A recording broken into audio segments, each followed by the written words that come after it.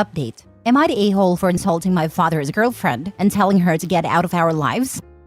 Original post. My mother was my world. I remember reading books, watching documentaries, and going on road trips with her. She baked my sisters and I cookies whenever we were sick, and her and dad would take us hiking every other week. I still miss her even now. When I was 11 years old, she passed away from a driving accident. It was the hardest year in my life, and it hasn't gotten easier. 2 years after she passed, my father started dating a woman named Nicole, and 4 years later, they're getting married. Nicole is younger than my father. After dating Nicole, I saw my father come back into his shell, but it turned into something else. Nicole brought adventure back into his life, but they often went on elaborate trips and frequent night outs. During all of this, I felt neglected. My father slowly stopped taking my sisters and I on our weekly hikes. He started speaking less and less over calls, and even once forgot my mother's birthday. After she came into our lives, I started losing my father. He just wasn't there anymore. One time, when my sister and I were home alone, she fell down the stairs and got a huge cut on her forehead. It was clear she needed stitches, so I called my father immediately. Nicole answered the phone and I told her to give the phone to my father. She refused, saying he was busy, and before I could get another word in, she disconnected a call. I embarrassingly had to ask the neighbor to bring us to urgent care, where my dad later met us. This woman at one point removed my mother's picture from the fire mantle to put up a picture of her and my dad from their trip to Washington. The thing that tipped me over was when she made my father forget about my mother's birthday. Every year, my sister and I go with our father to visit my mother on her birthday. It was an annual tradition even before Nicole entered our lives. Nicole and my father went on a trip to Florida and were supposed to be back 3 days before my mother's birthday. But because this woman is motion sick, my father decided to break the drive back into small intervals to make it easier on her. Because of this, he ended up missing our annual trip. He didn't even call us. Not even a week later, my father has the nerve to tell us about an exciting surprise. Nicole is pregnant. I get angry and tell my father, "You knock her up when you can't even be here for us?" I then look at Nicole and tell her she is a disgusting piece of trash and to get out of our lives. My father gets angry and yells at me to go up in my room. Later, my grandpa unexpectedly came over to pick me up. My father didn't text me anything. Even as I left, he wouldn't even look at me. It's been 2 days and I'm still at my grandparents' home. I feel ashamed for saying what I said, yet I don't feel overwhelming regret. Am I the a-hole? Edit. When I saw how deep the cut was, I immediately called my dad. He was staying over at Nicole's place at a time. When I called, Nicole picked up. She said, "Hello?" I said, "Sister's bleeding. Can you pass the phone to Dad?" She said, "Your dad is busy. I can't." And immediately afterwards, she disconnected the phone. I then left to go to get my neighbor. Now for the top comments before reading the updates. Not the a-hole. Nicole showed her colors when your sister was injured and she wouldn't let you talk to your dad. And he has showed his colors too, in many different ways. I hope your grandparents can continue to be there for you. You didn't say your age, but I hope you can be free of all this soon. That is, be 18. You were harsh and rude, but I can't fault you given what you've shared. I appreciate it. I'm 17 and I've spoken to school counselors too. No one is willing to help me. I've tried talking with my dad about how I feel way before my outburst, but it always ends with, "It happened years ago. It's time to move on." I don't even know what that means. My sister can't get help either, so I'm trying to peacefully exist for her. How old is your sister? You're old enough for almost to get away from this awful treatment, but I guess you don't want to leave your sister. I don't know what else to say that would be really useful, but I truly hope you get out before you're expected to take care of Nicole's child for free. My sister is 13. She's very sensitive and quiet, so it's hard for her to reach out to people on her own. She's recently been struggling with bullying at school and it's been really hard for her to deal with. I can never imagine leaving her behind. Not the a-hole. I'm so sorry, OP. I don't even know where to start. You are categorically not the a-hole. Nicole is a huge one, but your dad wins by a mile.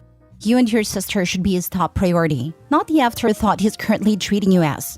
What happened at the hospital? Did you and your sister tell the nurse that you were home alone and that your father wouldn't come to the phone?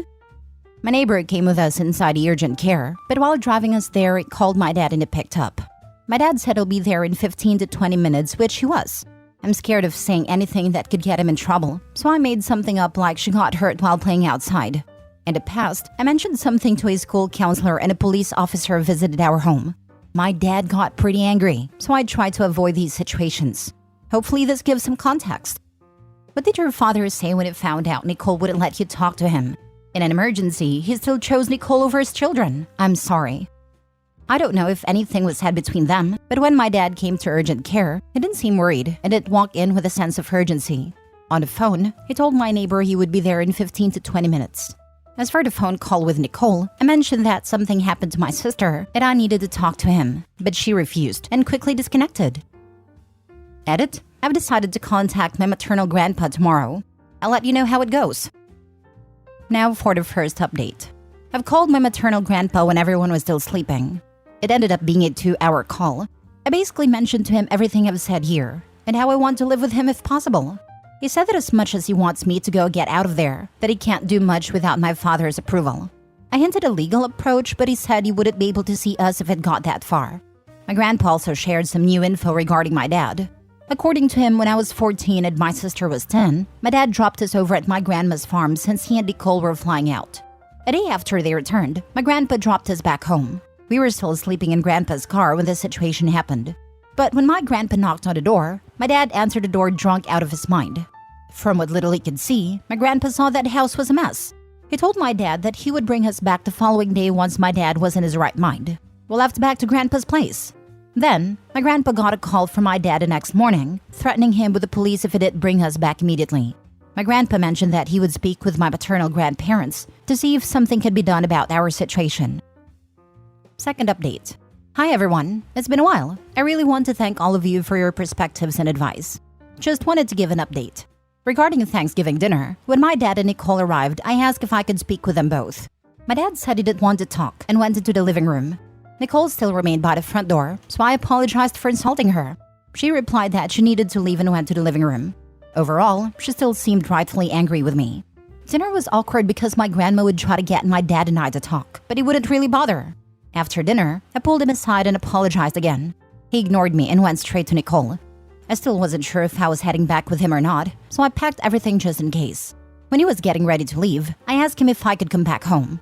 He said Nicole wasn't comfortable having me home, even though it had been a few days since the incident. I spent the entire night crying on the phone with my sister. Therapy and living situation. After having my call with my maternal grandpa, he called my paternal grandparents a couple days later to discuss my situation. I overheard a call between them. My maternal grandpa expressed he was concerned about me, especially my mental state, and asked my paternal grandparents if they were willing to talk to my dad about putting me in therapy. My grandparents said they'd be willing to take me to their church's mental support group or talk with their faith leader who specializes in grief counseling. My grandpa pushed back on the idea and mentioned the need for more professional help, but they were not receptive to the idea. All three of them also had a heated conversation about my living arrangement. My grandpa said it was ridiculous for a grown man to throw out their daughter, and it was shameful that my paternal grandparents are not hard-pressed in helping me get back home. That's all I heard regarding the conversation. Now, my paternal grandma started taking me to weekly private sessions with a faith leader. I'm not entirely happy with the arrangement, but it has helped me start to process my grief in a healthier way. Also, I'm still living with my grandparents. I apologized over and over through text to my dad and through my grandparents, but he has not responded. My maternal grandpa has called my dad many times, but my dad blocked him. I am contemplating telling my school counselor next semester the details regarding my dad and not omitting anything to protect him. I also wasn't invited to my dad and Nicole's Christmas dinner, which hurt, but I'm starting to not care to have a relationship with my dad. I don't know if my feelings will change. In a twisted way, it was good he didn't let me go back home with him. The space has helped me focus on myself. I'm so sorry that you have to deal with this. I'm in tears while typing this. You need to expose him completely. He is able to get away with everything because people still believe he is a good father when he is a terrible one. Also, I would send him one final text message and tell him that he should disregard all previous apologies as he didn't mean them, and you are happy for him to sign away his rights to your grandpa.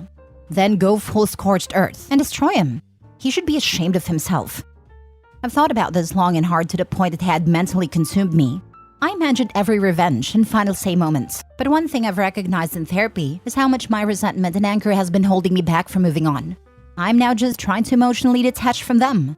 I have every intention to involve the school counselor for my sister. Is your sister still being neglected?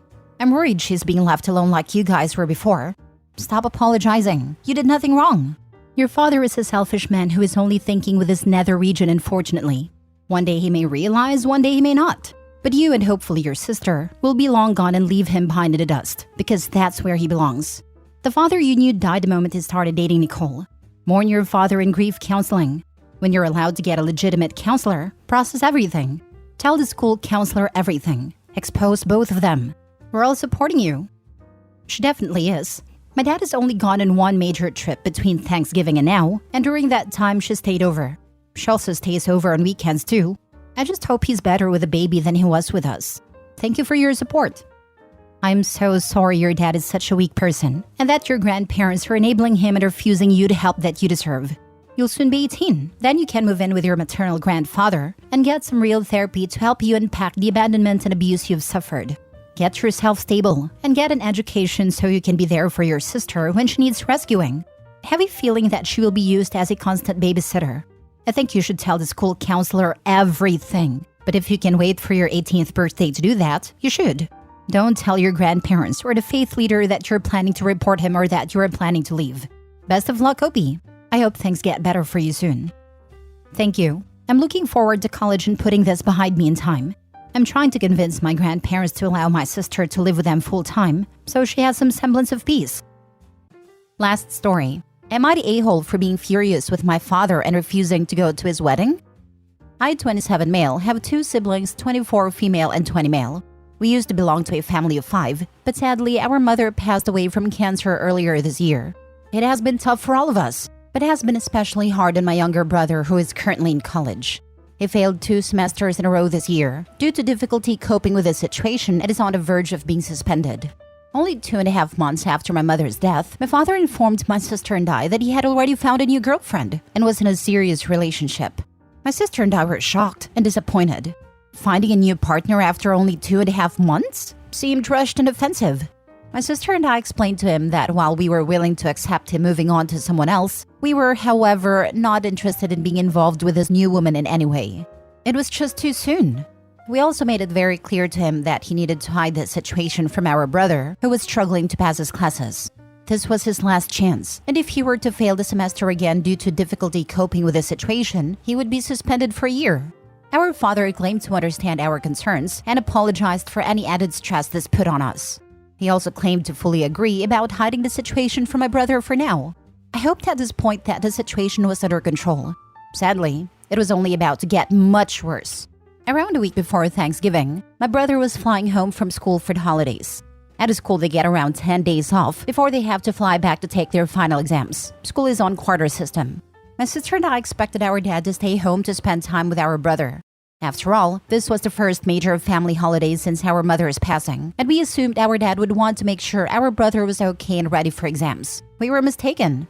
The morning after my brother arrived home, not only had our father decided to tell my brother everything about his new girlfriend, but he also just left the house to travel to a different state to spend holidays with her. Not only did he show blatant disregard for my brother's situation, but also showed no interest in spending the first major family holiday since his wife's passing with his kids. On Thanksgiving, he didn't even text or call me or my siblings to ask what we were doing. My siblings and I were furious with him over his behavior, and we had a huge fight. He basically tried to gaslight us, claimed that we were overreacting and that we didn't care about his life. He also acted very entitled, demanding we get on board with his new relationship. He then casually dropped the bombshell that he planned to marry this woman next year. Given his blatant disregard for my brother's well-being and overall distasteful behavior, I've decided I won't be going to his wedding. And I basically don't speak with him at all beyond replying yes or no, the rare times he does message me. Am I the a-hole?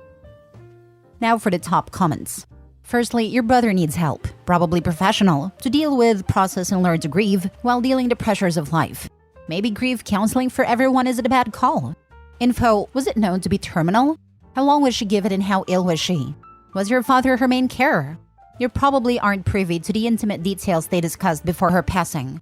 She may have encouraged him to find someone. Pure speculation would be if he was already involved prior to her passing. Some people aren't capable of being alone. Everyone processes grief differently, judging or assuming anything isn't a good idea. Hiding things never works, no matter how well-intentioned. It always ends up worse. Not the a-hole. A gentle everyone sucks here. Your dad probably more so, and he's just focused on himself and doesn't seem to be considering others. I agree my brother needs therapy, and I have told him as much. It was known to be incurable, but the rate at which it would progress was unknown for a long time. It was only within the last 4 to 7 months that it was known that death would be somewhat quick. My dad participated in her care, but we hired a nurse and a family to live with her during the last 3 months when she began to need help with basic tasks. I imagine if she encouraged him to find someone, he would have told us that. Would have been a super easy way to make everyone feel better about it. We were not asking him to hide it from my brother permanently. He only had to wait at least 2 to 3 weeks until he passed the semester and got off academic probation. I don't think that's too much to ask. Your dad can and should move on, but the velocity is mind-boggling. Shows an utter disregard to the mental health of his child. Has he been this self-centered all of his life? Makes me wonder if he was cheating on your mom prior to her demise. My sympathy, Soapy. Cut the parasite out, keep him as far away as possible so that he cannot hurt you, and focus on your brother. You have lost both parents, not the a-hole. I'm 98% sure he was with his new woman while his wife was dying and a nurse was caring for her. It's gross. I'm chronically ill, and my husband stays home with me sometimes so I'm not lonely. He cooks for me, does chores, and drives me to doctor appointments if I'm not up to driving.